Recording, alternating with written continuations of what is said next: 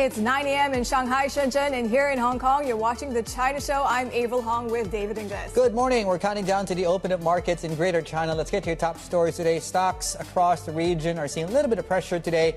That's despite this tech-led rebound in U.S. equities.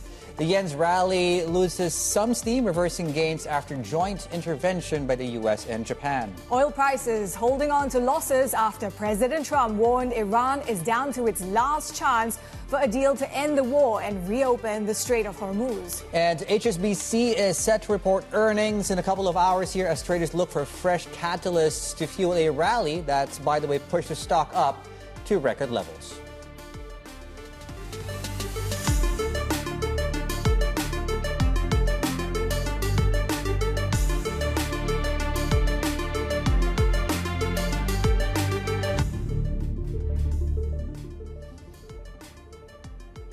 Okay, what do we talk about today? It's quiet, isn't it? Yeah. Right? But don't say that out loud.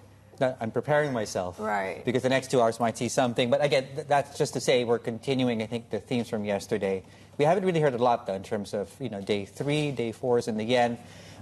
It's understandable why markets are taking some of the profits off the table. But again, we have earnings. It's a very big earnings week, I think, is the other point, which we'll get to.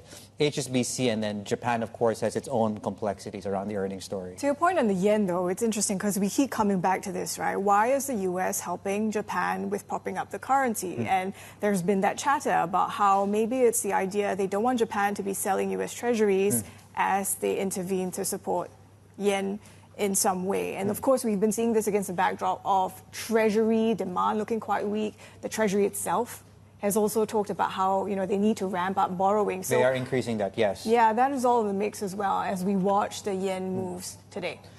It's, I saw a post in the weekend, and not to backtrack even further, but I think that's a very good point, because as Japan tries to incentivize its large asset managers to bring more money back, a lot of that is parked in treasuries, right? So inevitably you will need to see some selling or some apportioning of part of that portfolio if, in fact, they do take some of that back. But again, it's a very big question we need to ask, right? I wonder, is that a good use of U.S. taxpayer money, too, is the other question, I think, which I think is a side point here. But yes, equity markets are doing this. The Nikkei is still feeling the pinch of a stronger yen. We're down about 1% on the Nikkei right now. Taiwan is coming online. Not a lot to talk about as far as that's concerned. Kospi is continuing to peel back ever so slightly. U.S. futures, keep in mind that as far as the earnings stories go, this time tomorrow we'll be talking about SpaceX, so that's coming out with its first report card as a public company.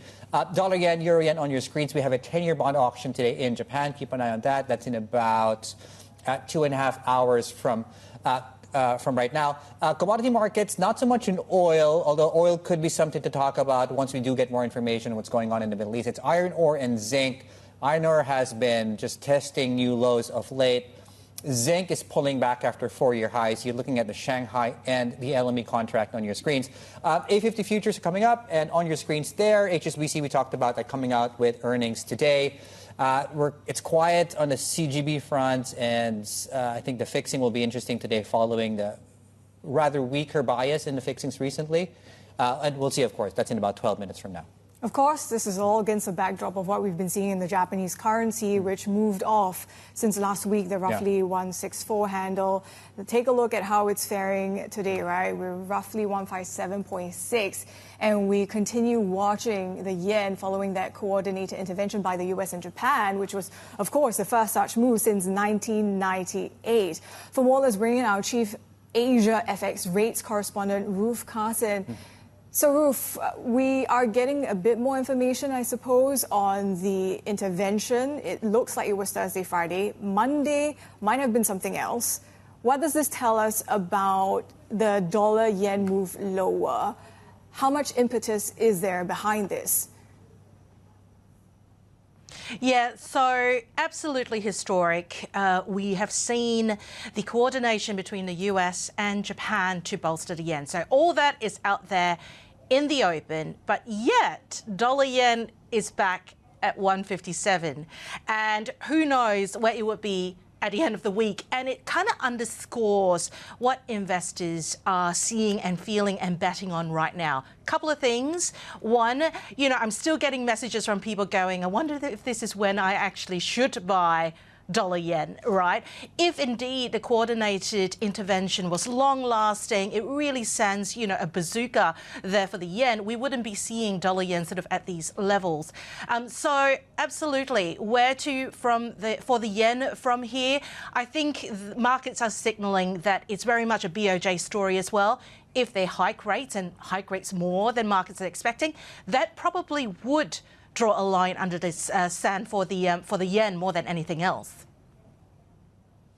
Okay, well, it's certainly at least at worst case scenario, it's bought the BOJ some breathing room, some time. How do we need to be thinking about how long that window lasts there? Yeah, so it's a great question and one that is being debated right now as well among trading desks. So if we look at WIRP Go on the terminal, for example, swaps markets are pricing in about a coin toss for a September hike by the BOJ. It's more certain for October, more than 95%. Now, how long that will last is also up for debate here, because ultimately rate differentials do matter. And for traders out there, there is the chicken and egg question. So you've got joint intervention to prop up the yen. Does this in fact buy the BOJ more time then? If so, doesn't that exacerbate yen weakness if they don't hike? So it's a bit of a convoluted way to say, who knows? But I think very much rate differentials matter for markets right now, and all eyes will still be on the BOJ. So we watch the BOJ, we watch yield differentials, we watch for potential intervention. We also have a JGB 10-year auction today. I mean, what is the backdrop telling us about demand at the time where even on the longer end, that seems to be where Japan's pension funds seem to be focusing their firepower? You're looking at the 10-year just under 3. What are you expecting in terms of investor demand for JGBs? Absolutely. And remember, Japan, like other bond markets, don't work in isolation here. The lodestar when it comes to bond markets is definitely treasuries. And we know that treasuries have been under pressure. Yields are higher. The 10s are above, well above 4.5. So the question then is, do you want to buy Japanese rates at these levels when you've got the so-called global risk-free benchmark at 4.6 and above? So in terms of demand, today would definitely be a litmus test for investor appetite. It's a bit of a funny one as well for those looking to play yield curves, for example. Some might do 10-30s, but probably shorter duration, 2 and 5 versus 30s in Japan is where you can play more. So definitely keep an eye on 10s. It will give a verdict on the yen as well and Japan policy as a whole. Ruth, just quickly, if you could, remind us of what the IMF rule is around intervention. Have they used up their quota? And that's just another way of me asking, did they intervene yesterday? What do we know about that?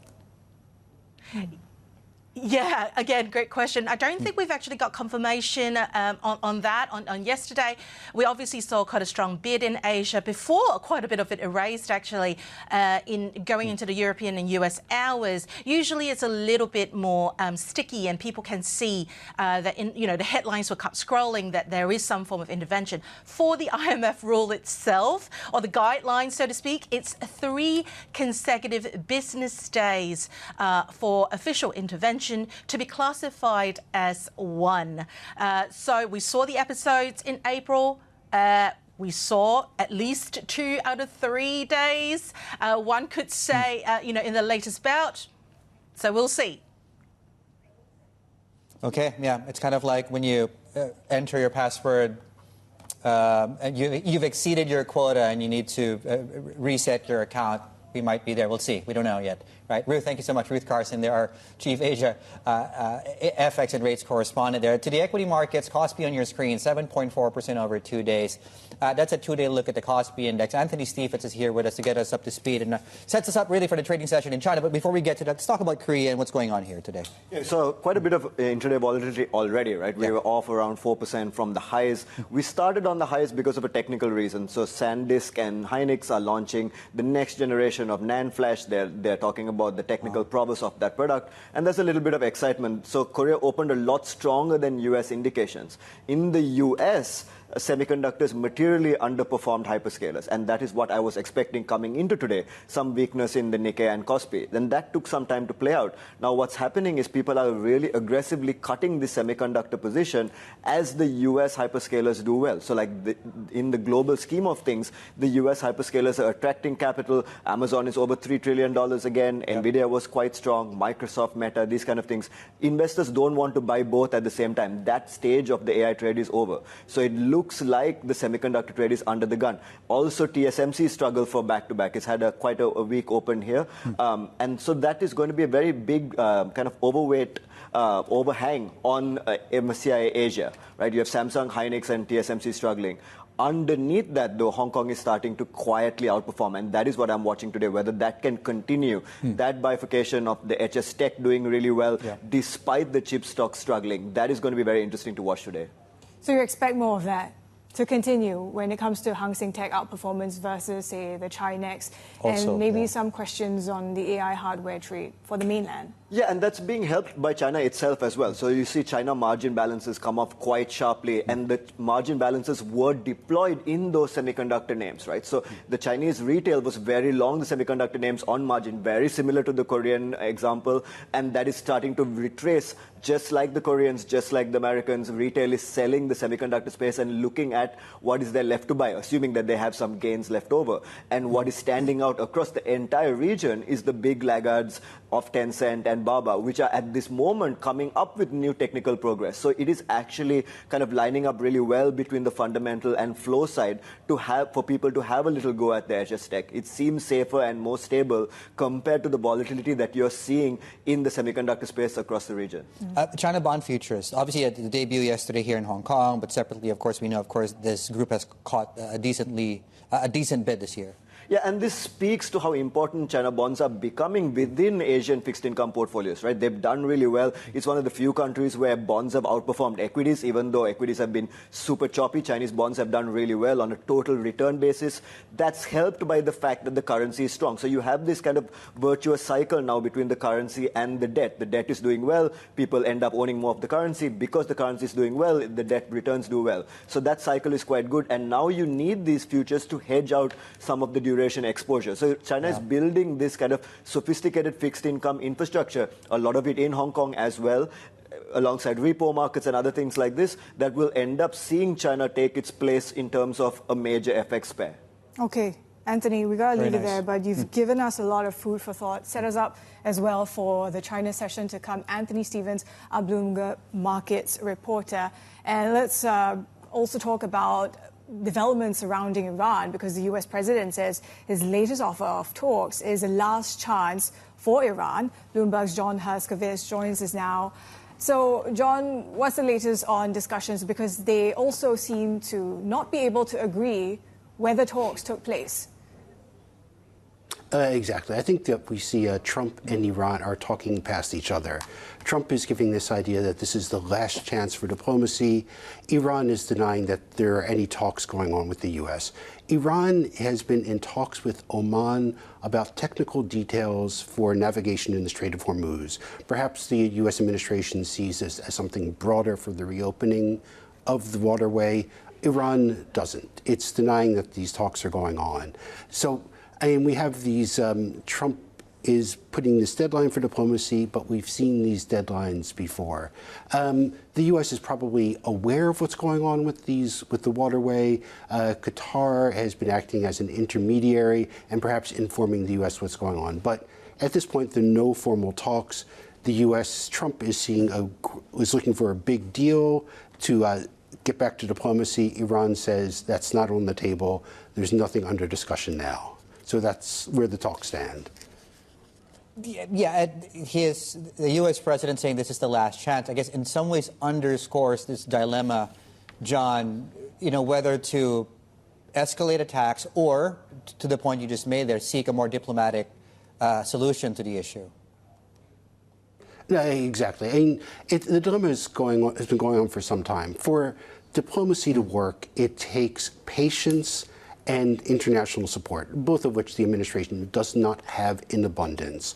The U.S. has shown that if it escalates attacks, Iran will respond by going after U.S. allies in the region, Saudi Arabia, Bahrain, Jordan, and others.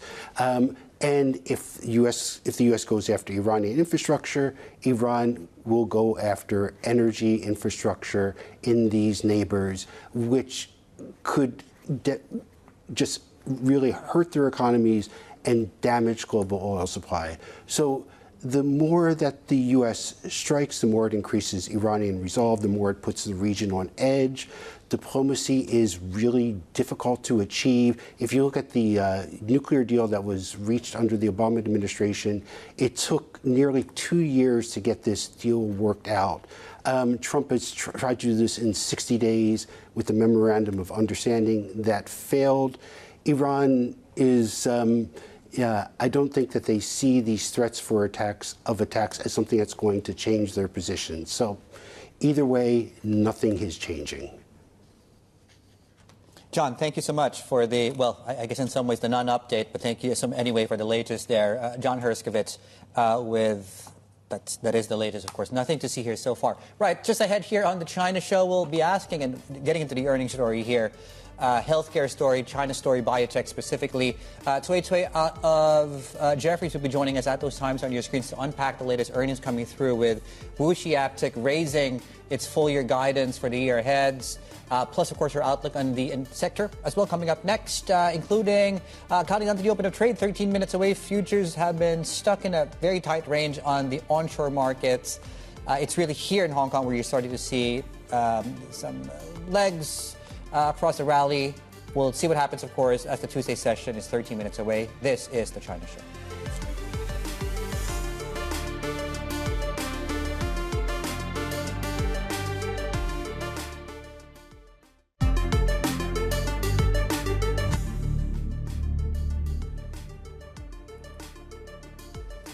Right. Aside from all the rumblings that are going on in the macro backdrop when it comes to dollar yen, the other thing, of course, we've been talking about is earnings, right? Yep. And the likes of HSBC, one of the beneficiaries, I suppose, with the rotation into the Hong Kong financial-related stocks. Yeah. We've been seeing that propelling HSF versus Hang Seng Tech. Well, today maybe a bit of an outlier. I mean, there's certainly profits to be taken off the table, right? Yeah. I think to the point you made, silently, some people have missed this rally in financials. Not just in Hong Kong, right? Financially, globally, financials have really, really done well. And I think we talked about HSBC here in Hong Kong. It's really one of the best performing stocks this year. It's actually mid-table when you look at it on a global basis. You know, to the point you made on Japan, right? The macro picture there has really created this very strong bid for Japanese banks. But anyway, of course, HSBC reports today, and it's really quite a good backdrop for the company, and the stock has done extremely well, and investors are looking for a catalyst here. Yeah, and that includes, I guess, internally, the kind of restructuring that's gotten underway. Yeah. So lots to unpack. Let's bring all this together, connect the dots in a way with Bloomberg Intelligence Senior Banking and FinTech Analyst Francis Chan. So, Francis, what are you watching most closely? I mean, Dave and I have kind of outline what we think is top of mind for investors. Well, first of all, about the top line, we have a positive backdrop with a first quarter upgrade of expecting the banking lenders income to 46 billion.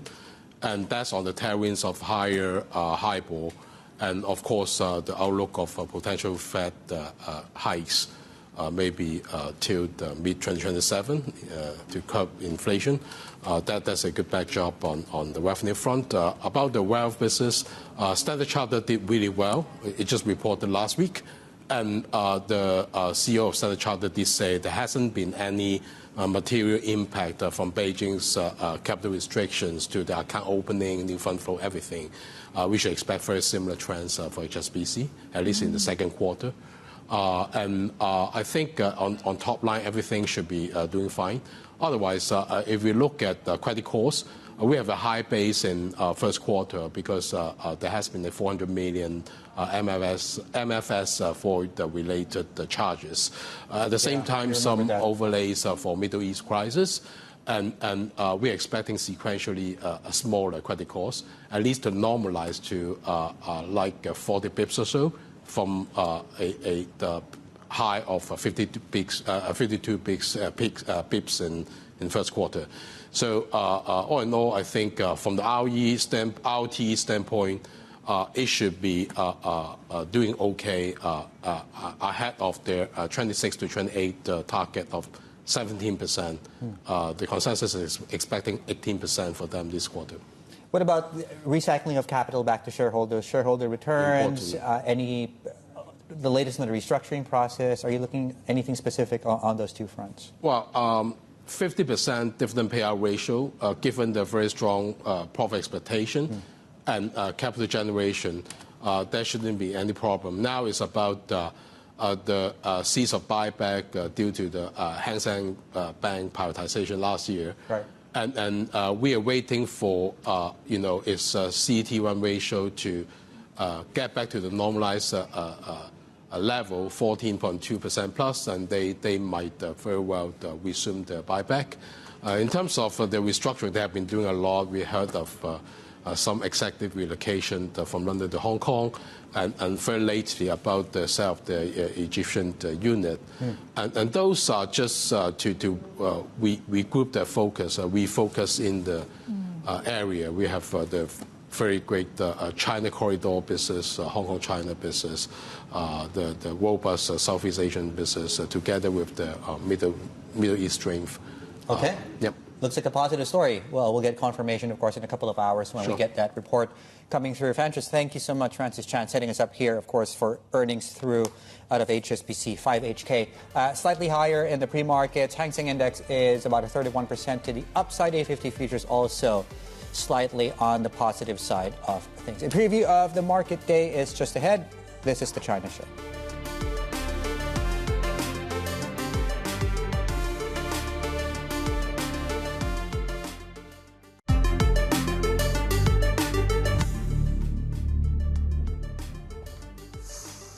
Ooh, well, we are watching earnings, and aside from the one to come, which is HSBC, we're already seeing, I think, the early market indications for the likes of WuXi AppTec. That's just coming through after their earnings beat. Actually, they beat across the board. By most metrics. Aside from that, in terms of corporates, we're also watching out for some of these developments, including from the likes of China Mobile. It looks like it's mulling a stake sale in Thailand, watching Chansing Memory as well. They look like they're thinking of another plan. Could be in Beijing, right? According to Reuters, I think, is that story. So we'll get to that. And of course, we talked about the commodity space in the earnings story. Southbound buying, just very quickly before we go into the open today, for the first time in several days, you can see it on my right here. Mainland investors turned net buyers of Hong Kong stocks for the first time, I think, in about 8 days or so. So we'll see whether that continues going into the session today. The outperformance of Hong Kong. We'll see what happens. The open is next. This is the China Show.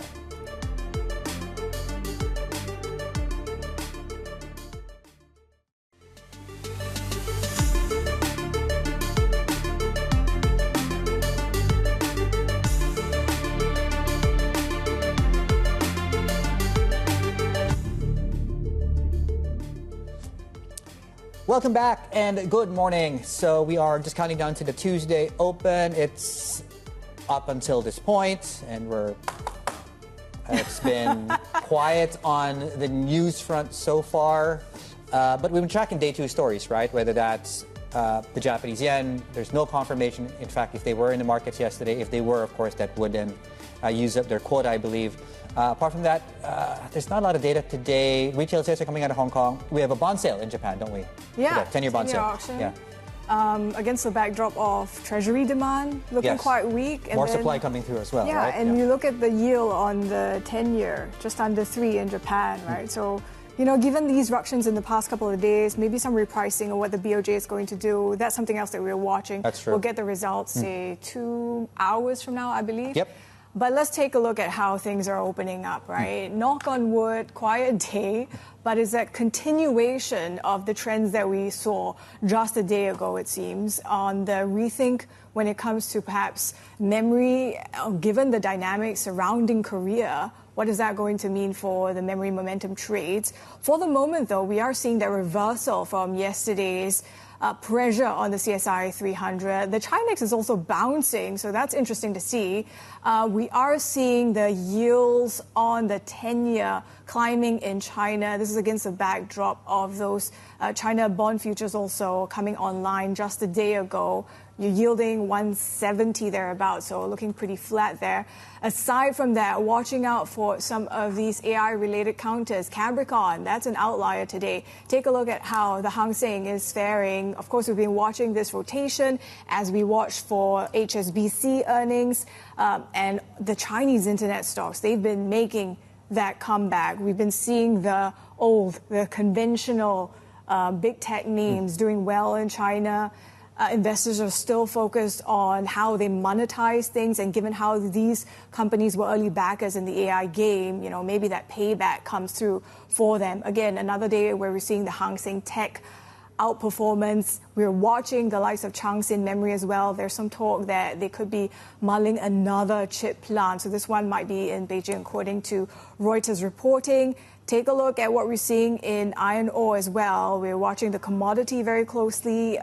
There has been some ructions. If we can just flip the board and take a look at some of the movers as well. You're seeing that green coming through on zinc particularly. And this is after zinc jumped to a 4-year high. A bit of a reversal when you look at, I think this is the Shanghai contract, but you're still seeing some of these zinc-related companies fairly firm in trade today, Dave. Okay. Just give me a sec, because we're looking at some lines. And, this was part of the agenda, right? We were saying we were going to look at China Mobile today. This was on the back of our reporting earlier, and there's an update here. So the background is China Mobile said to be exploring selling its stake in True of Thailand. And I believe now we have a statement coming through on the Thai Stock Exchange from the company that, let me just read. They're clarifying news reports regarding share sale.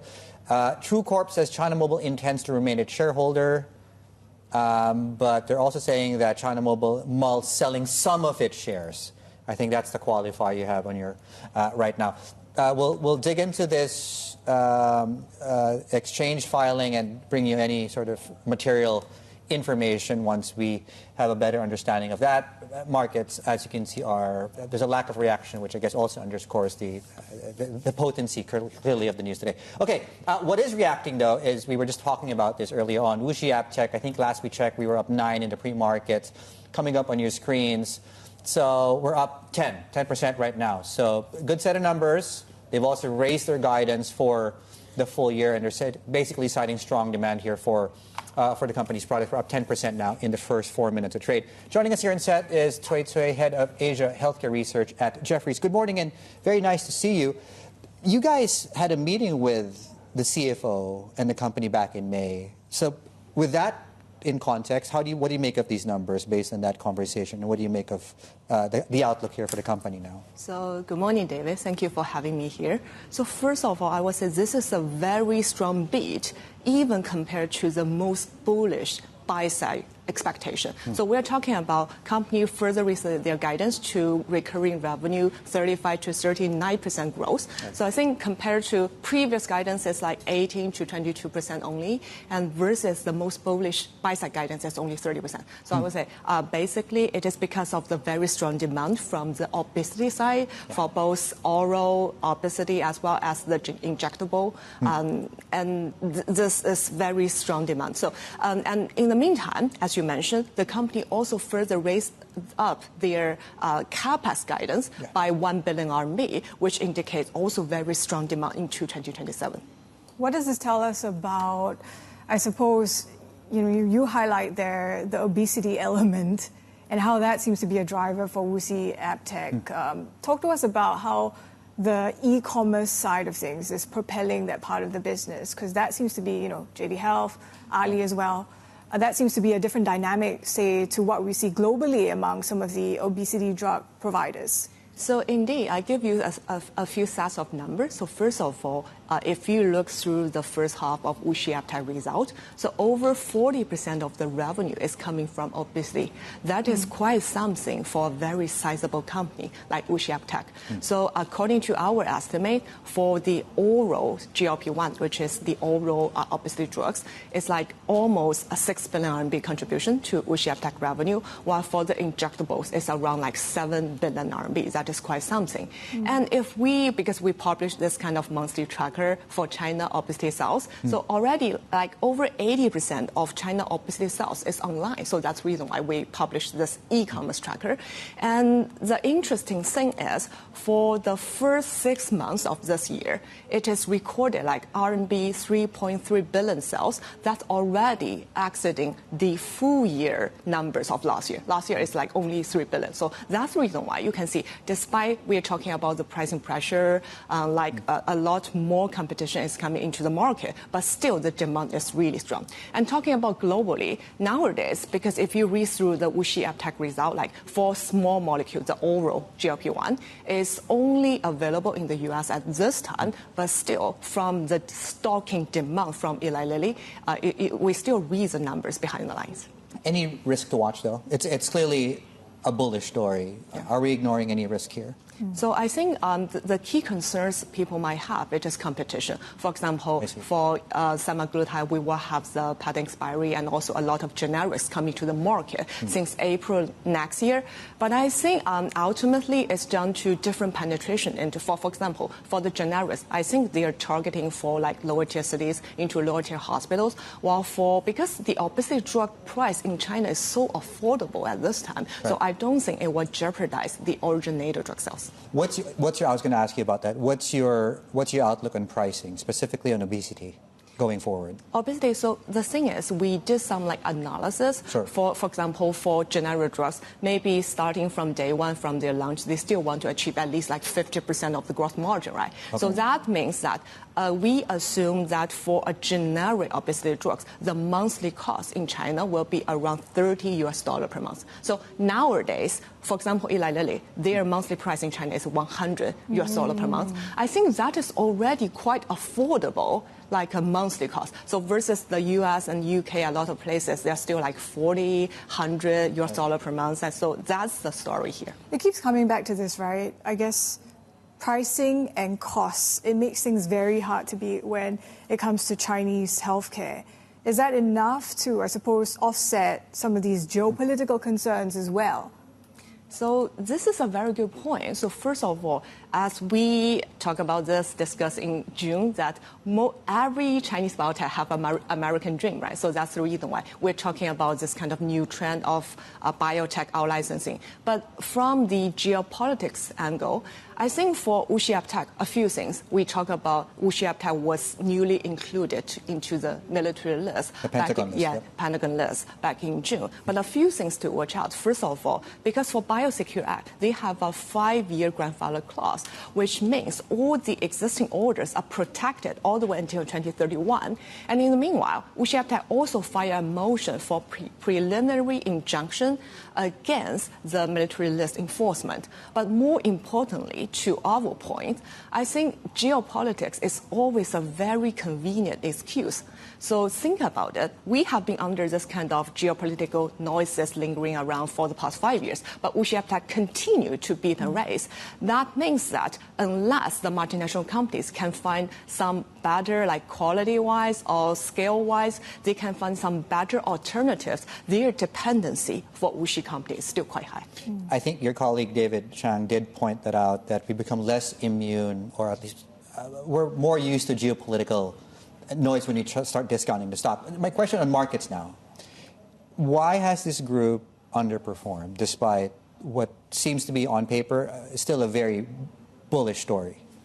Yeah, indeed. That's a very fair question. So after June, we talked about, remember last time, for the ASCO, for Akeso making the history as the first Chinese company presented as a plenary session during ASCO. But I think during that time, the markets tend to be a little bit short-term because like everybody is chasing AI, chasing career. So even for a lot of the analysts outside the industry, they are forced to look at AI at that time. So I think our market was a little bit short-term at that point. So we have a lot of fund flow, like healthcare, internet, or maybe consumer sector becoming the funding source for AI.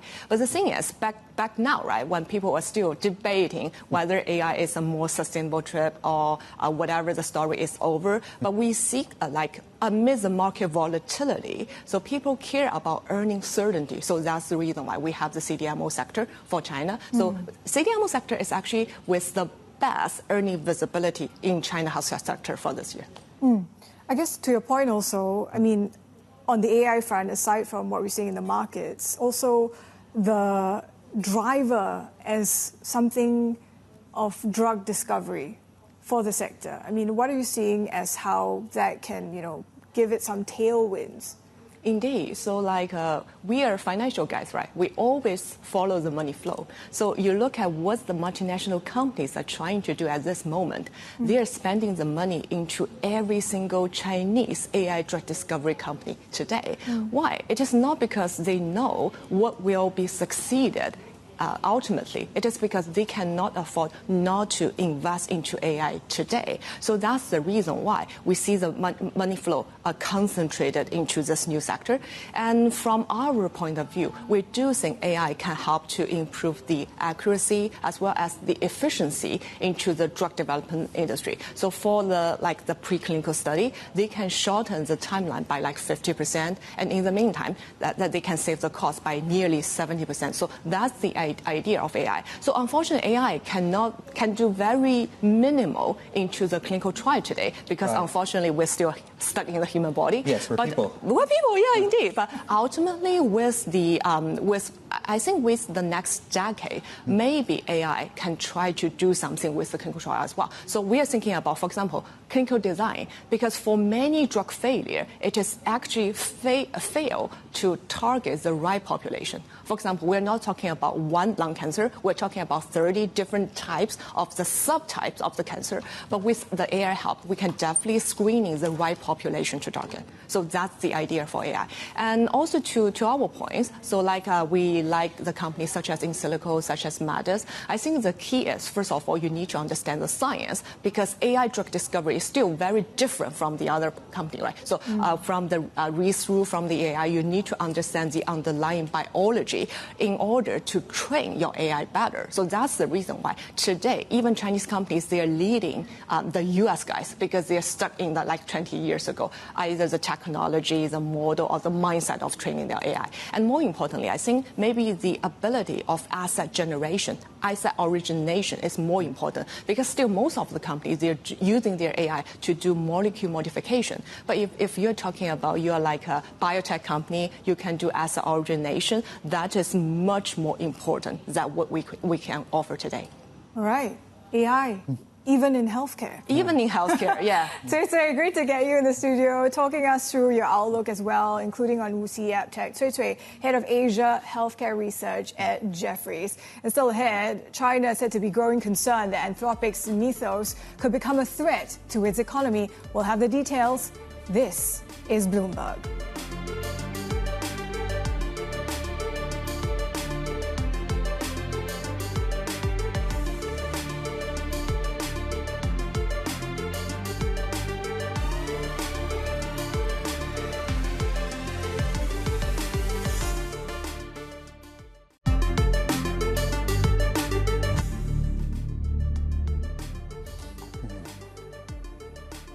Now, the other thing we're tracking as far as AI developments are concerned, Bloomberg has learned that Beijing is growing increasingly concerned that Anthropic's Mythos model could be used as a weapon against China. And this adds another layer of tensions between both sides. And this comes ahead of that planned summit between Xi Jinping and Donald Trump. Let's bring in our China correspondent, Min Lo. So, Min, what are the specific concerns that Beijing seems to be voicing here? Yeah, well, these AI models are becoming increasingly capable when it comes to cyber capabilities. And we had seen how a few days ago we reported that Anthropic managed to attack several organizations as part of a cybersecurity test and access sealed information. So the concern is that these AI models can access data of these Chinese users and eventually it could fall in the hands of the US government. So we understand from sources that China is concerned about this. They are not yet preparing any immediate action on Anthropic, though, but they are preparing options in case of sanctions on Chinese AI models. Because remember, the suspicion is mutual, and Scott Besson has sort of floated the idea of sanctions on these Chinese AI models that are accused of IP theft. So what China can do is tit-for-tat retaliation, sanctioning some of these US companies, adding it to their own entity list. But then because many of these companies like Anthropic doesn't have a presence in China, the moves will likely be more symbolic. Yeah. I mean, the suspicion is mutual, but the concerns are shared in as far as how smart does AI get, and how does it set up the stage for the Trump-Xi meeting that's coming in terms, I guess, in some ways, how they can also work together. Yeah, so we are anticipating that AI talks in September ahead of that meeting, and we understand from sources that China really wants to keep the atmosphere warm ahead of the planned trip, and they want to work towards a win-win outcome. But as you said, the suspicion is mutual, the concerns are shared, and the US has been mulling tightening controls even further when it comes to Chinese access to these US technology. Anthropic and the US AI companies have been key advocates of further tightening restrictions to NVIDIA's advanced chips, for example. And just recently, the US was extending those bans to even power inverters and robots that could affect Chinese companies. So the scope of that tech war is expanding. So yes, when it comes to the trade truce, there is anticipation that it will be extended, especially things like tariffs and trade, but then some of the tech issues are likely to be quite intractable. Min, thank you so much. Min Lo, our China correspondent there. Let's, well, on the AI story, Hugging Face, the CEO, says a hack, just speaking of, involving OpenAI could have been worse, in fact, had it not been for the company's cybersecurity measures. That's after certainly some of the AI models coming through out of OpenAI compromised its internal systems last month. Now, Clement Delunga spoke with our Ed Ludlow about his AI concerns. Probably one of the biggest risks in AI is concentration of power, right? Like it's concentration of powers, capabilities, wealth in a few organizations, when like everyone else would be kind of like lagging behind and be kind of like left out in a way, right? And open models are kind of like a counterforce to that, right? Like they empower small companies, startups, organizations that are not necessarily kind of like frontier AI labs to build AI themselves, to own their intelligence, as some people said. And I think that's one topic that policymakers need to focus on a little bit more than they've been focusing on so far. So hopefully this letter kind of like puts the topic more prominently on their desk. After you and OpenAI made the disclosure on July 22nd that this had happened, I spoke to lots of your peers in industry, and there was also the kind of acceptance that this wasn't some major scandal. OpenAI has a lot of power. The closed models themselves are powerful, but generally speaking, industry said, we want to see the frontier labs doing this, doing these tests and evaluations of their capabilities, and then disclosing when something goes wrong. Just react to that, in that sentiment towards the events of that week. I don't agree at all with that. Like we don't want any company in the US running cyber attacks against other companies. This is a crime. This is illegal for a good reason. Because if you create a world where everyone is allowed to run cyber attacks against everyone, we're in for a lot of trouble. And that was the Hugging Face CEO speaking with Bloomberg's Ed Ludlow, and you can rewatch that on the Bloomberg Video Hub. Subscribers can explore live streaming news, interviews, all our Bloomberg TV shows, documentaries, reporter analysis, and more. Check that out at bloomberg.com/videos. This is Bloomberg.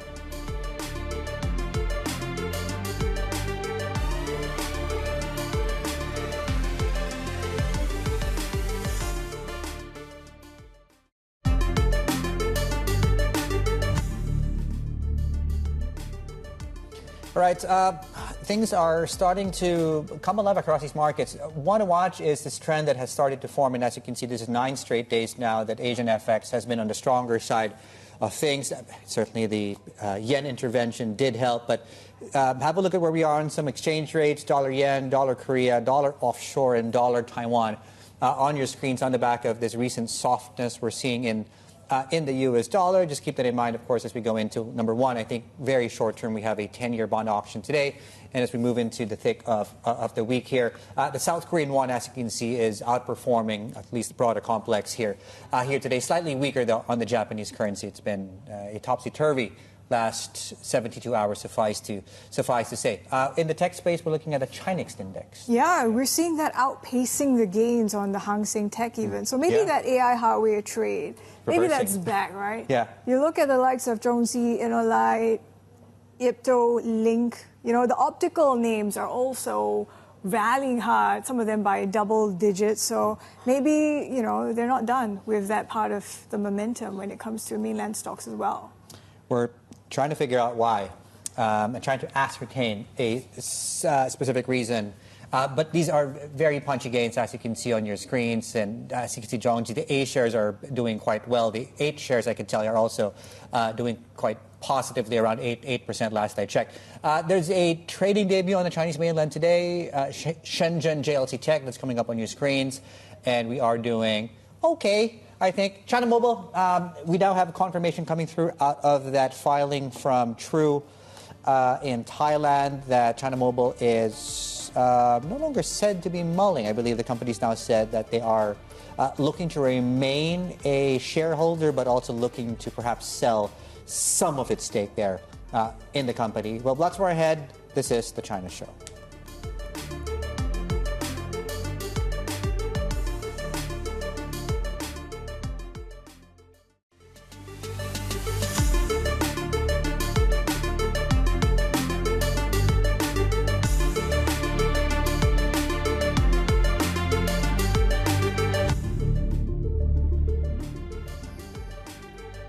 Welcome back to the China Show. Here's a look at Chinese markets about half hour into the session. We're seeing a bit of a flip today, Dave, when it comes to the Hang Seng.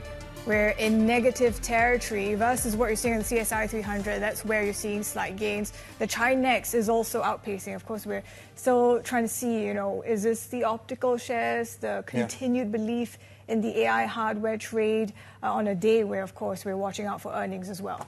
HSBC comes out on that. No, that's interesting. Yeah, we're seeing a rotation back in some of the hardware names, and really these are very strong moves we're seeing in Shenzhen, for example, today. The Hang Seng Index, we're down about 0.7 to 1%, although I should also just point out that the southbound flows are positive amidst this downdraft in prices, so there is maybe some element of dip buying happening. There was a substantial amount of money coming through, relatively speaking, across the stock connect into Hong Kong yesterday. So just something to keep in mind. Some top of what's happening across the Hang Seng Index. So you're obviously getting this earnings component. HSBC later. WuXi AppTec was yesterday going into, of course, overnight. Outperformance there. So decent set of numbers from the company. In fact, it beat across most metrics. It beat even the most bullish on the street, according to our guests earlier on, and it also raised forecasts. And of course, some of the big winners like ICBC and Construction Bank are seeing a pullback today. The Kospi Index is, when I say last I checked, I really need to last recheck. There we go. We're now up for the day. If it's trading. If it's trading, yes, and where it is trading. Sidecar activated on the KOSDAQ, I believe. We have comments coming through out of South Korean officials that they're looking to perhaps improve the piping and the stability of the market, given everything else that's taking place. The KOSDAQ is up 5%. Rest of the region, it's a very busy earnings week for Japan. It gets extremely busy. I believe the busiest earnings day in Japan is towards the latter part of this week, where you have hundreds of companies set to report there. 0.3% to the downside. Asia is doing okay, all things considered. Taiwan, of course, is up about 1%. S&P futures continuing the bid we saw overnight. And as we watch U.S. assets, we're watching Treasury yields as well and how they finish the week. Bloomberg's MLife strategist David Savage is with us. So, Dave, what are you watching in terms of the risk for higher U.S. Treasury yields?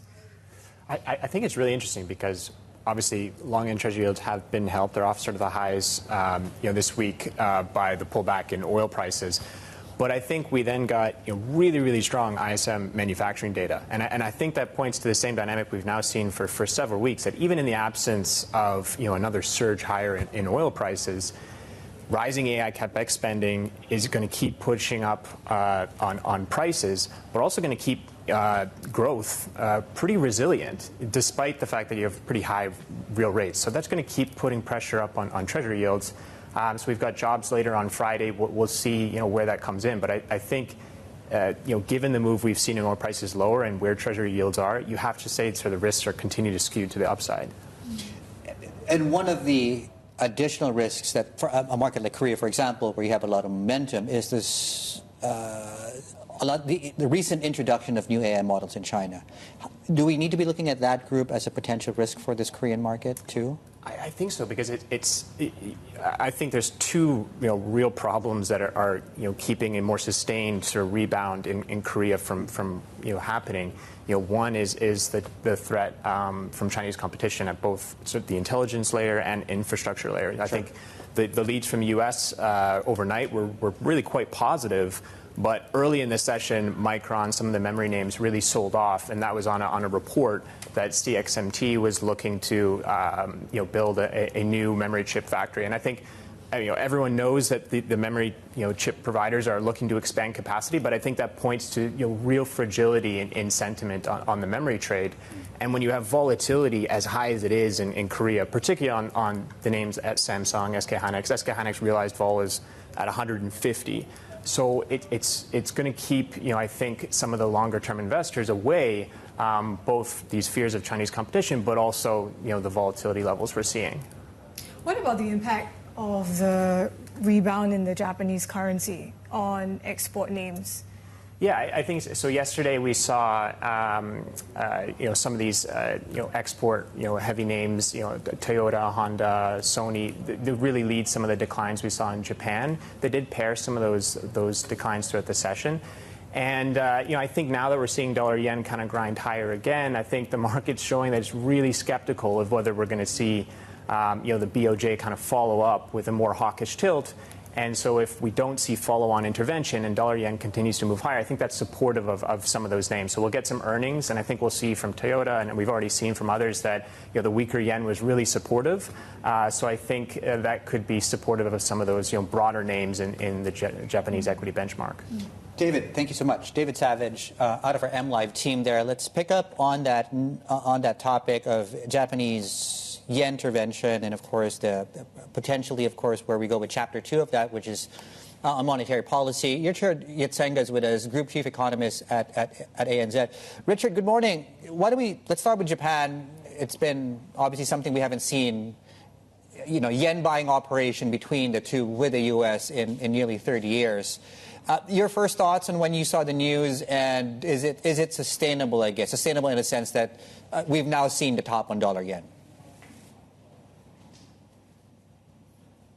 Look, I think we can have some more comfort about having seen the top in dollar yen. I mean, I don't want to dodge the question, but the challenge is that there are unsustainabilities on both the Japanese side and the US side, which ultimately need to be rectified. The BOJ needs to be taking short-term interest rates higher. Ultimately, I think Japan has an inflation challenge which is showing up in the currency, and the US is concerned about yen weakness because it also has questions about fiscal sustainability and increasingly at the moment in the market, at least, the Fed's commitment to its inflation target. So coordinated intervention, yes, a good signal, a strong signal, a great step forward.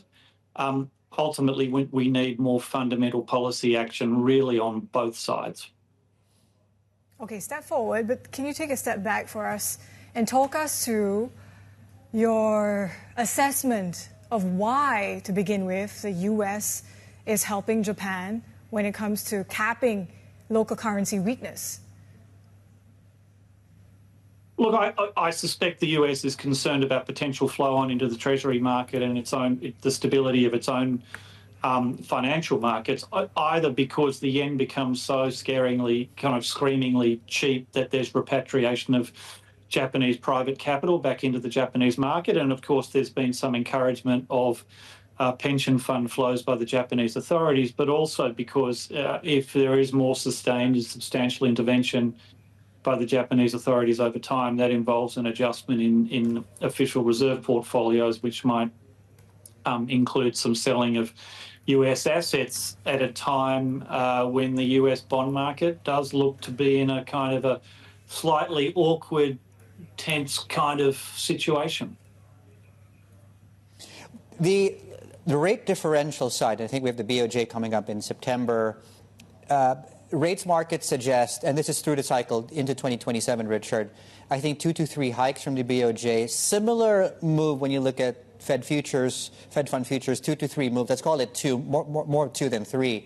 How much more does the BOJ need to hike to at least close the gap that it's, I would say, negligible when you consider yen hedging costs, for example? Yeah, look, it's a great question.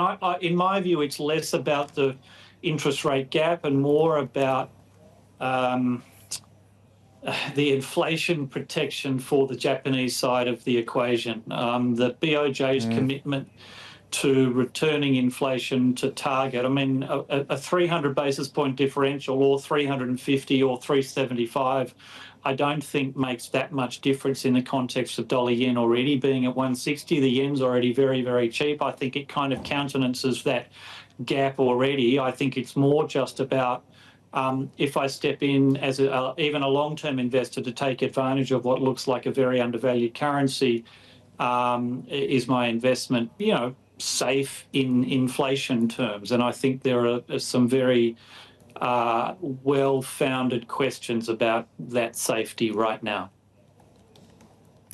So maybe it's less about the yield gap and more about this vibe that's coming from the BOJ, how determined they really are to fight inflation. What about when it comes to the Federal Reserve and how they seem to be pushing this argument that the yields being elevated, the markets are doing some of the tightening for them, not just from the Fed, from the BOE.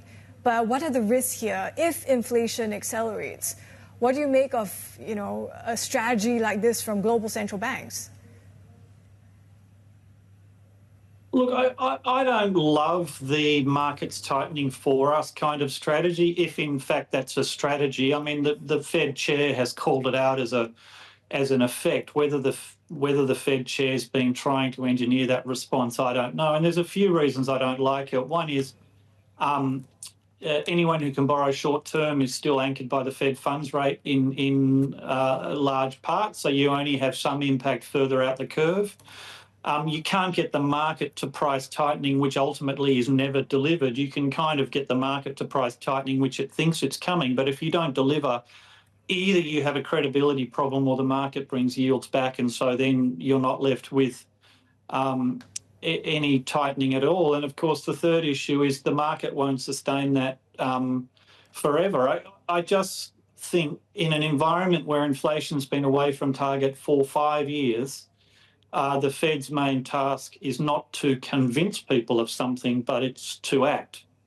At the end of the day, discussion is one thing.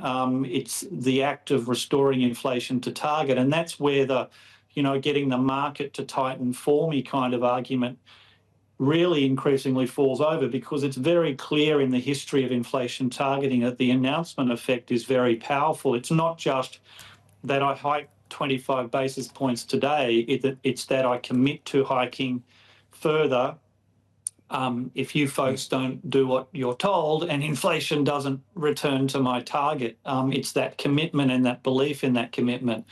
The Fed so far is, in my view, is being found wanting. You could say the opposite about the RBA, which has been more proactive. I think the next meeting is about a week from now, if I'm not mistaken. Are they done tightening, Richard?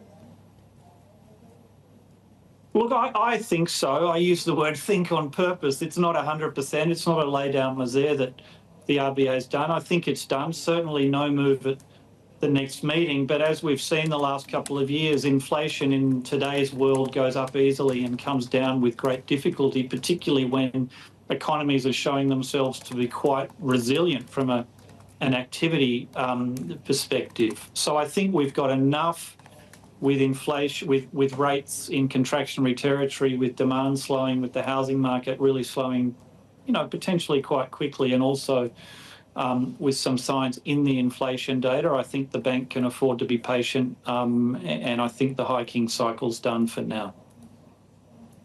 Richard, talk to us about China, because you talk about patience. I think investors have been patient as well, given the lack of stimulus. The signals from the Politburo also seem to be that they're not terribly worried about how things are going. What is your assessment of, what we need at this stage, and what we might actually get when it comes to perhaps, some fiscal support or monetary support? Yeah, look, it's a great discussion point. I mean, what we need, it depends on your objective. If you're broadly happy with where China is at, that domestic demand's not particularly good, but production is very strong and exports are very strong. If you think that's a sustainable kind of economic setup, then it's not obvious there's a huge macro need for any sort of really substantial policy response. I mean, to me, that does look like a cocktail which, rightly or wrongly, is only going to continue to ratchet up issues with export market share among the major powers globally. And on that basis, I think to rekindle domestic demand, which would obviously help bring all of that to us, give a slightly different tone, you need much more substantial both monetary and fiscal easing. I mean, I say fiscal, but it's not obvious there's much room based on the IMF data, so you're left with monetary easing, but of course that has side effects of its own. So it's not obvious there are any easy choices. I think we're probably left with this kind of uncomfortable reality of produce to export, but try and support domestic demand mainly through supply side measures rather than demand side stimulus, which, ultimately is where Japan got to with Abenomics. Yeah, that's a good reminder. Harken back to the history books of what China is experiencing now versus what we saw in Japan not so long ago.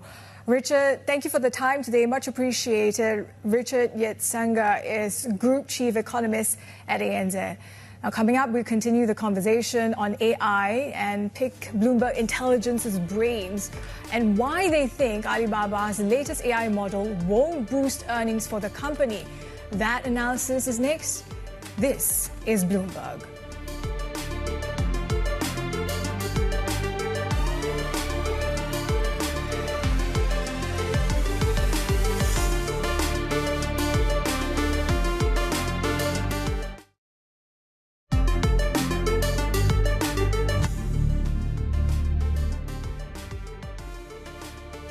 All right, continuing to track these AI developments, of course, Alibaba releasing its largest ever AI model on Monday. Bloomberg Intelligence says Qwen 3.8 Max is unlikely to boost earnings, and this is partly because of heavy price discounting in the sector. Senior industry analyst Robert Lee is with us. So you're a tough guy to impress. Talk to us about your first take on the Baba model. Okay, so the new Alibaba model is good, but you think I've been with you in the studio Not at even least 5 seconds. No, at least 3 times in the last 3 months. And if you cast your mind back to June, we talked about Jupu AI's model, which at that point was industry leading. It's now dropped down to 15 in the charts in the global rankings. Then probably several weeks ago, we talked about Kimi, Moonshot AI's model. Again, that's still ranking quite highly at the moment. But the point I'm trying to make is these global ranking tables are incredibly volatile. New models are coming out both in China and the US, literally day by day. So it's very hard for any company, whether they're Chinese or American, to achieve a sustainable competitive edge and the lead. So I suppose Alibaba's model is good, and it shows that, it sort of illustrates the strength of developers, the strength of developer talent in China, the fact that it's a two-horse race between the two countries. But as a side point, is that even relevant? But the key point still is, how are they going to make money? Because China, as you know, is pursuing an open source approach. That means most of the models are free to access. The way that companies are monetizing is through API services, in other words, token engines, and that is a utility service. And I spoke yesterday comparing China's AI sector, which is populated by 988 large language models. These are approved models, approved by the regulator. It's flooded with supply. So the parallels with the solar industry are stark. It's a commoditized sector. It's hard to gain a sustainable competitive edge, therefore hard to monetize. So ultimately, it's not just me, but investors, show me the money. How are you going to make money out of these things? And we've been posing that question for the best part of 3 years now. What about that same question to U.S. models, for example, where some of the economics might, but part of the economics might be different, but the commercial undertone is the same. You still need to make money, but you're also getting a ton of capex in there. Well, but that's true, because if I came in here and said, right, I've bought a new $5 million apartment, look at me, this is brilliant, on the peak, well, you probably wouldn't get one on the peak, but anyway. No. But, if I'm not telling you, peak, yes. But if I'm not disclosing, my $5 million or whatever, my mortgage, then you're only getting half the story. So similarly, regardless of who they are, companies, and I think there's been far too focused within the market in China and even maybe the US on top-line revenue growth, which is important, but you've got to look at the whole picture. So again, not picking on Alibaba, the operating profit or adjusted EBITDA in their cloud business increased by just over $500 million last year. So that's the increase in profit over 12 months. However, over the last 3 years, their capex has quadrupled to about 18 or 19 billion. So when you look at the financials for Alibaba, you've got to look at the net picture. So when you net everything off, they're in a hole. They're losing money, as is every Chinese company. So very briefly, the US is obviously going down a closed route that they're actually charging for money. There is monetization coming through. And I might be slightly out of date on the numbers, but approximately, based on the last disclosed numbers, or estimated numbers, I should say, for OpenAI, for every dollar revenue they're generating, they're losing a dollar, because these models consume a huge amount of electricity through inference. So operating these models is expensive, and that's ignoring the capex side. So I think the sustainability of the models, the operating model, the commercial model, on a global basis is still yet to be proven. It's the infrastructure companies, the ones who are riding the capex cycle, who are making the money. But if the ultimate users of that capex in those data centers aren't making a net profit, then, is this thing sustainable? And I would say it is not. Okay. There is no evidence to support that whatsoever. This is something that's afflicting both the Chinese and the AI developers, I suppose. Can you talk to us also about, humor me here, when it comes to the risks on the security fronts for the US model developers? I mean, we've seen that cyber failings from OpenAI, from Anthropic. Is that something that's also, maybe when you look at the Chinese developers, they have a bit of a better hold on the security aspect of things? It's a bit difficult to say on that. I'd say the Chinese market, for maybe obvious reasons, is better regulated or more regulated. It's just the nature of the beast, and that's common with many end markets in China.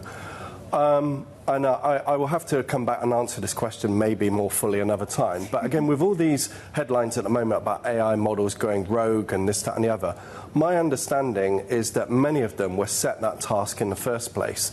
So it wasn't as if they were sentient, they did this independently, and off they went and started. But they were actually tasked with finding vulnerabilities, and they're very, very good at that. But that goes back to a central point I've continually made for, again, best part of 3 years. It's based on pattern recognition. This was what these models are really, really good at. So yeah, they are good at exploiting vulnerabilities when they're tasked to do that. But did they decide that autonomously? Again, are we going to see rise in the machines?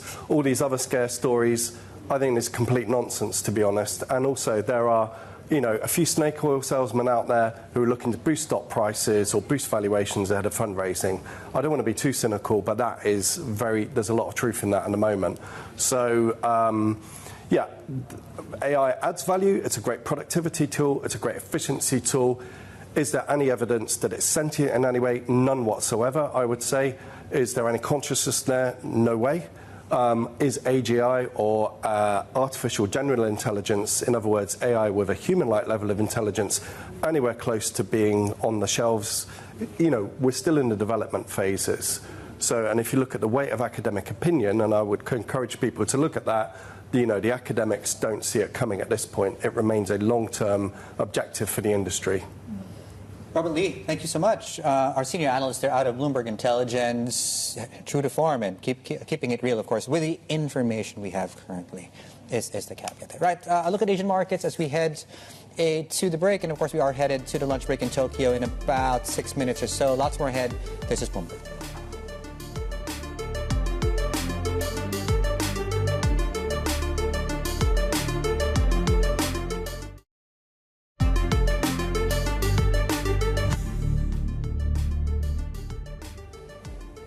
Right, just very briefly, we'll take you through some movers we're seeing here. So on the chip hardware specifically, as you can see on your screens, this is within the offshore markets, and you have Alibaba, of course, there on top of the names. Are seeing some of the most decent gains, at least currently. It's a very quiet day across these markets.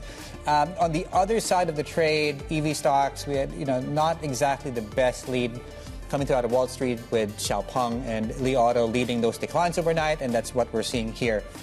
In the space today, we're down about 3.5%, 4% in some cases. So Hang Seng Tech is off by 0.6%. Well, we got markets in Japan on the other side of this break. Lots more ahead. This is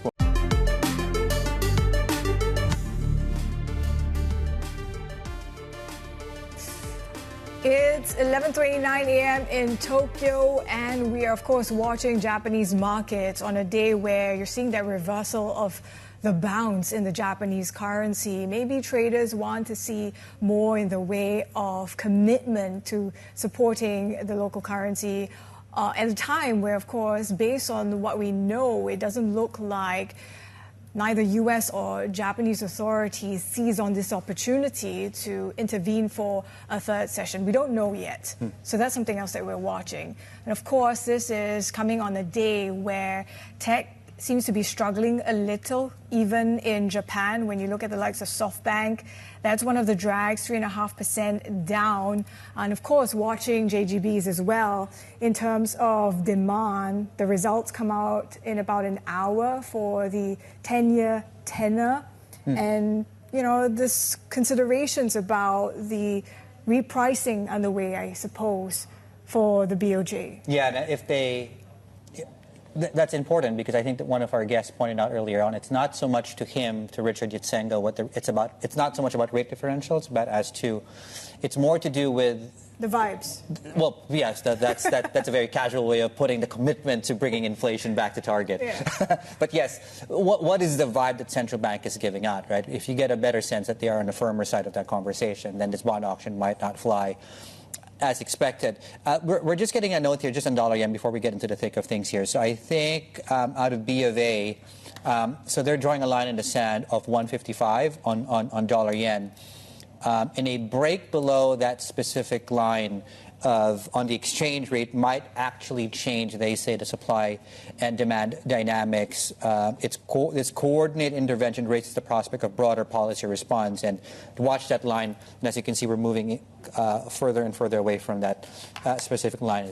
Speaking of strategists and what their expectations are for authorities, they do believe, of course, authorities are likely to intervene further in the coming days if the yen continues what it's doing now, reversing some of those recent gains. Gerald Reedy is with us, our Bloomberg opinion columnist. He says that the success of the intervention remains uncertain, and any failure could damage the credibility of not just Tokyo now, but also Washington, which got involved. Gerald joins us with his latest piece. Yeah, talk us through how high the stakes are this time, Gerald.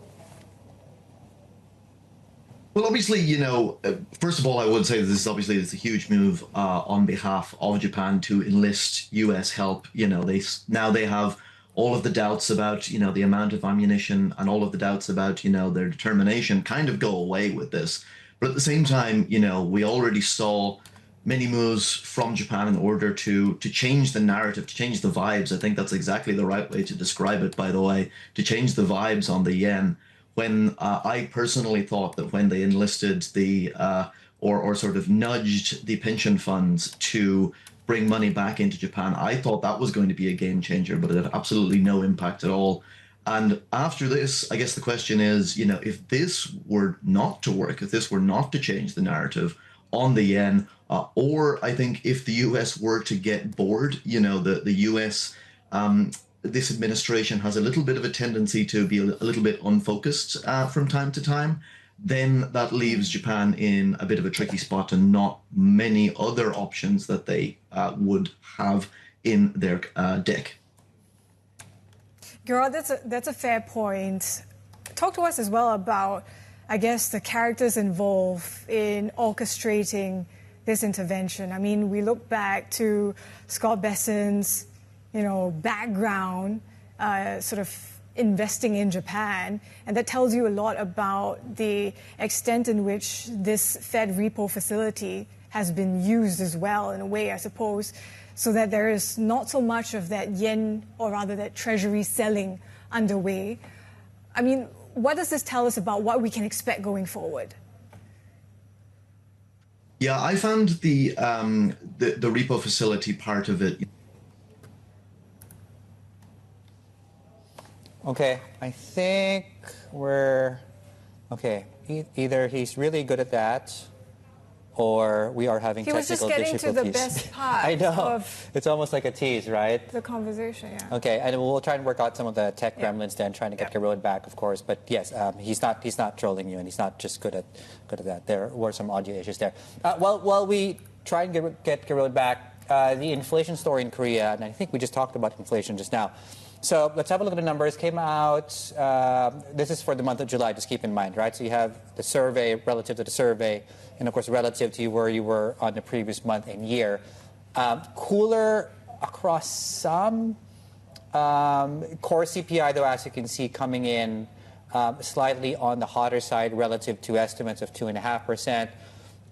This certainly goes into the Bank of Korea story, which has very recently just began its tightening cycle, and indications are we could see more.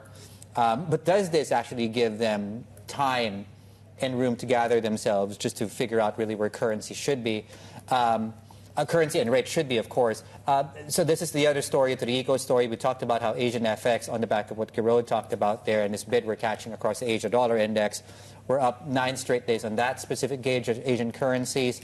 And the South Korean won, specifically today, is the biggest, no pun intended, the biggest winner across Asian FX. Yeah, and we've been seeing how the Korean currency has been recouping a lot of what we saw from last year in terms of losses, right? Yeah. So you've been seeing that steady rebound. And this is, I guess, to some extent coming along with what we've been seeing in markets. But it was interesting, that bit of divergence that we saw just last week as well. The currency gaining ground, but, Korea stock markets going a bit crazy. Yeah.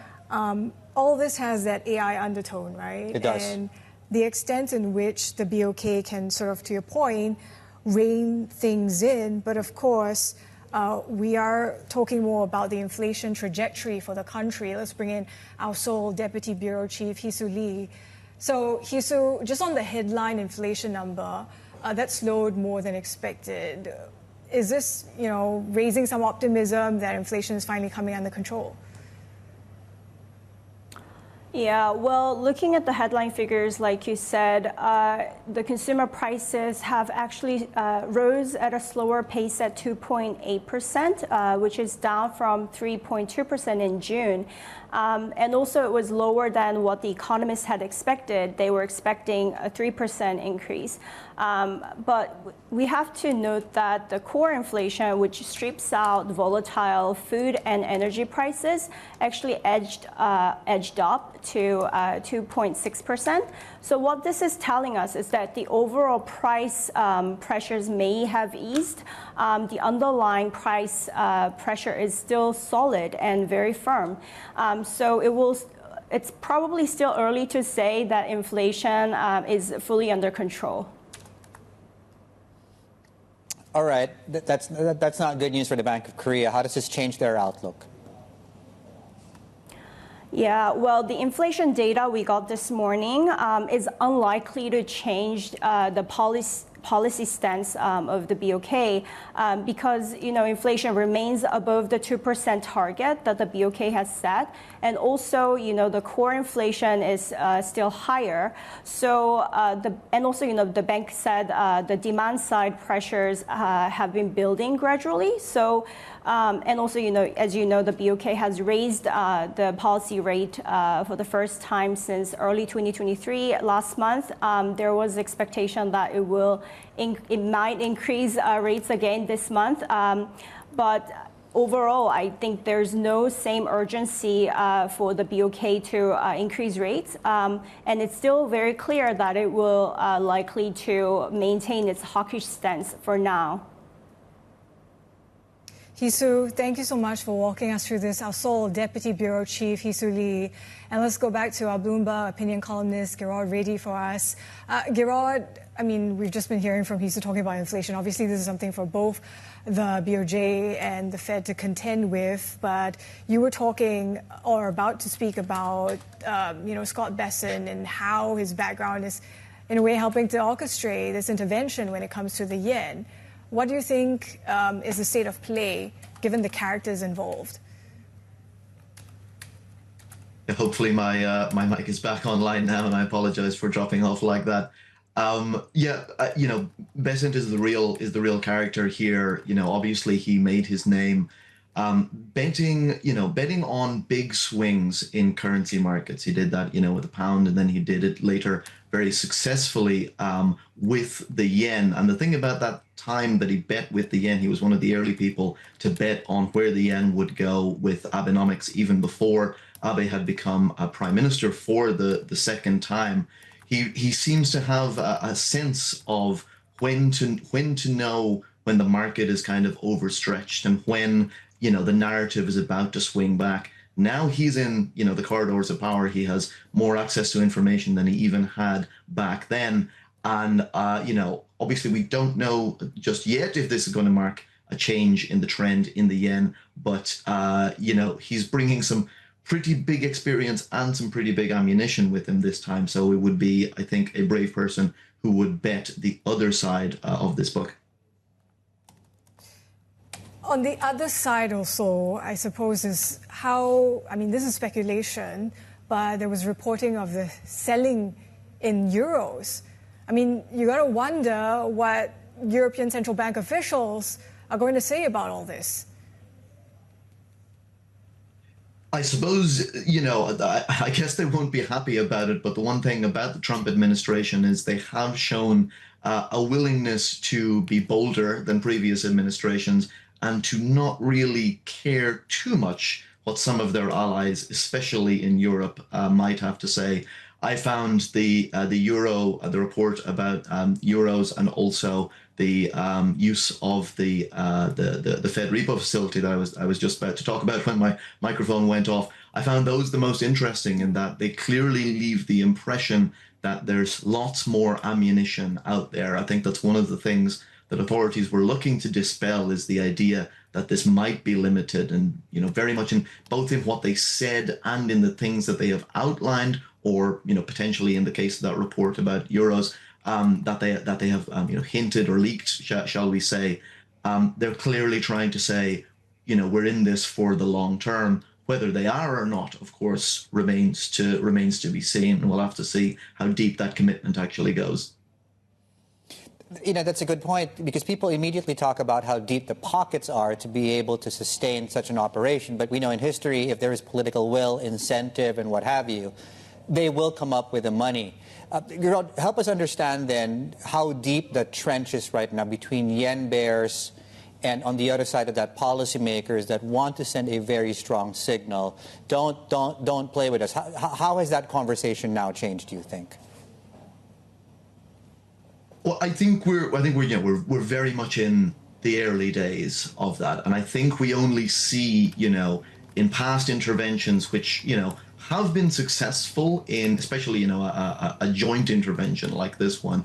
there are many past examples in which they have been successful in changing the narrative, but you can only really tell that in hindsight. And we're 2.5 business days from the start of this kind of kicking off.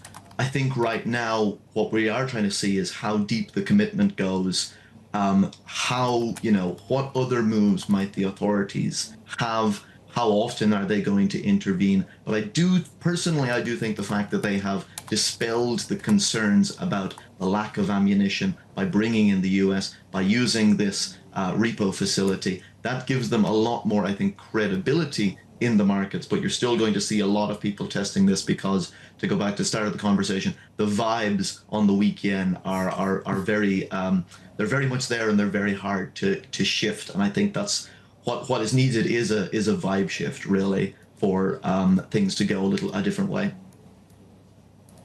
Gerald, always great to get the vibe check from you. Fantastic Bloomberg opinion columnist Gerald Vide for us. And here's a look at how Asian markets are doing as we go to break on a day where the CSI 300 is showing that bit of a green with the AI hardware names rallying hard. Kospi, true to form, has turned slightly negative. This is Bloomberg.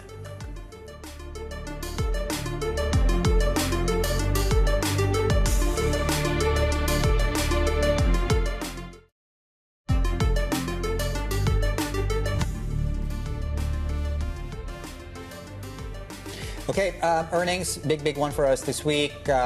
We've talked about Japan in the greater China context is today's WuXi AppTec and the reaction we're seeing in shares there. And in a couple of minutes, we'll preview HSBC, but this is really the stock that people are talking about today. 11.5%, fantastic set of numbers, beat every single estimate out there. In fact, it even raised its guidance and also its capex. And I think, just to reiterate, I think Morgan Stanley came out with a note following the earnings, and 11% up today. We believe, I'm quoting their analysts here, we believe the share price will rise in absolute terms over the next 15 days. This is because of what we just mentioned. Their rating on the stock, they've kept the overweight rating, and their price target is at about 193 a pop. That's the take from Morgan Stanley. We talked with Jefferies as well, and they're all equally bullish on the stock. They joined us earlier on shows. What are you seeing, Yvonne? Yeah, I mean, Jefferies earlier talking about how obesity is a key part of their equation, right? Yeah. And they're making a lot of headway, especially if you compare to the likes of, what the global obesity drug players are doing. And I think this is what David Shang and Cui Cui were also reflecting in their note about how, it's really not about the geopolitical concerns as well, when the cost aspect is helping to offset all this. You see the MNCs coming into the game, and they're investing still Follow in the money, she Chinese said, right? healthcare makers. We're also watching some of these calls from the likes of Goldman. So they're highlighting is the execution that was strong across all major business segments. So broad-based guidance upgrade, and they believe that this simultaneous upgrades, you look at all the metrics, right? You look at revenue, capex. Up by 1 billion, their capex guidance. Yeah, so all in all, I think reinforcing the investor confidence, and this speaks to why we're seeing that rally today as well. I mean, she would say that because she covers the sector, so there is, of course, some selling to do there. But I think she made a very good point where, the Chinese healthcare sector in the markets have really had a terrible time because everyone's turned their attention to AI, right? And while we're trying to find the earnings visibility on the AI story, particularly when you look at the models and what have you, so HA said, just look, turn your attention back to healthcare, because that's, if you want earnings, that's where you're getting earnings. It's the most visible.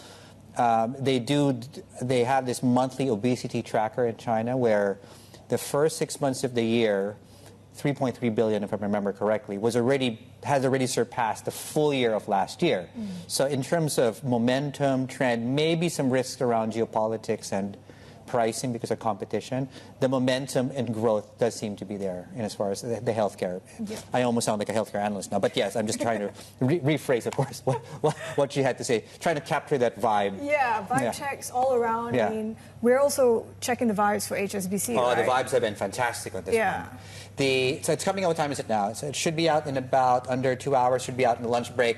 So it's the Hang Seng Finance Index is far and away, of course, the best performing group of stocks in Hong Kong. That's at a record. Within that market, HSBC is the best performing stock, as you can see by about, this is about 8 points clear. of BOC in Hong Kong. Now, we talk about, now I know this is not apples to apples, right? But everyone talks about the Kospi index. If you had left your money in HSBC 5 years ago, you'd have done 4x what you've done with the Kospi on a total return basis. What are we doing?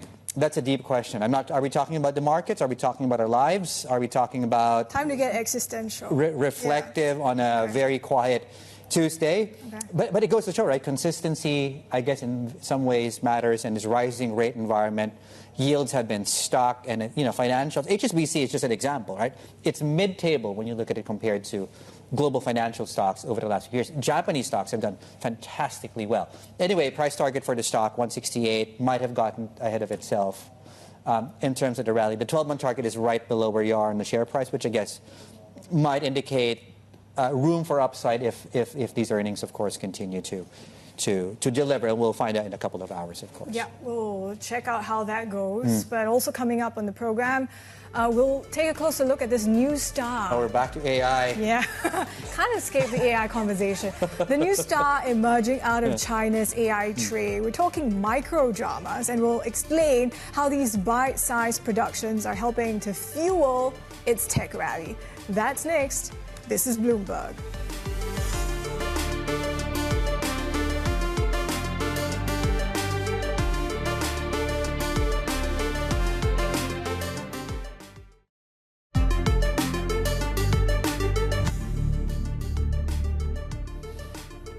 All right, we're shining the spotlight as far as entertainment is concerned on microdramas as investors rotate into AI application stocks in China. Microdramas are AI-generated short-form videos designed for mobile viewing, and Bloomberg's managing editor for Asian equities, Lianting Zhu, joins us now. So, why are stocks behind these Chinese microdramas suddenly gaining favor? Yeah, it's just a rotation. Investors are spooked by the chip meltdown. They're looking to play other sectors. We've seen a lot of funds going into beaten down sectors like financials, healthcare, and consumers. But there are also a lot of investors looking broadly in this AI trade, looking for beneficiaries that can, use AI to slash costs. And microdrama stocks are a great example. Because these guys, as you mentioned, those are very short videos, 2-3 minute long. People consume these videos on mobile phone. They don't expect high quality production. So the microdrama producers are using AI to produce these videos and really slash costs in a big way. For example, Kunlun Tech, one prime example, they said they used AI's video software to slash production costs by 90%. And that helped it generate positive cash flows. So that is a very concrete user case for the commercialization of such AI tools to boost their bottom lines. That explains why some of its peers are also rallying pretty hard in the past week or so when the broader CSI 300 and the chip sector saw a bit of a struggle. Could this be a sustained shift, or I guess in many cases in the past, investors have gotten ahead of themselves. But in this case, there seems to be quite literally an application that we can all see. Yeah, there's definitely a strong case for AI rotation into all these application stocks. And if you look at Microsoft's latest cloud revenue growth, it also tells you that a lot of its corporate clients are spending on AI software, not just on AI infrastructure.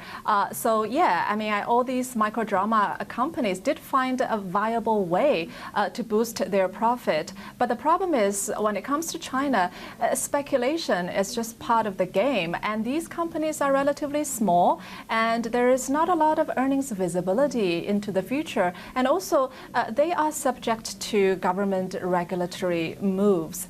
So I would say that it does seem like a short-term haven for investors before they figure out where the next leg of chip rally will go. In the meantime, stock like EasyClick is up 15% today. Lianting, thank you so much. Fantastic. Our managing editor for Asian equities. Just to let you guys know, in the next hour, watch out for details across on this 10-year JGB auction that's coming out. Picture cover on your screens. That's it from us here today. We will see you all tomorrow. Thank you for joining us today. This is The China Show.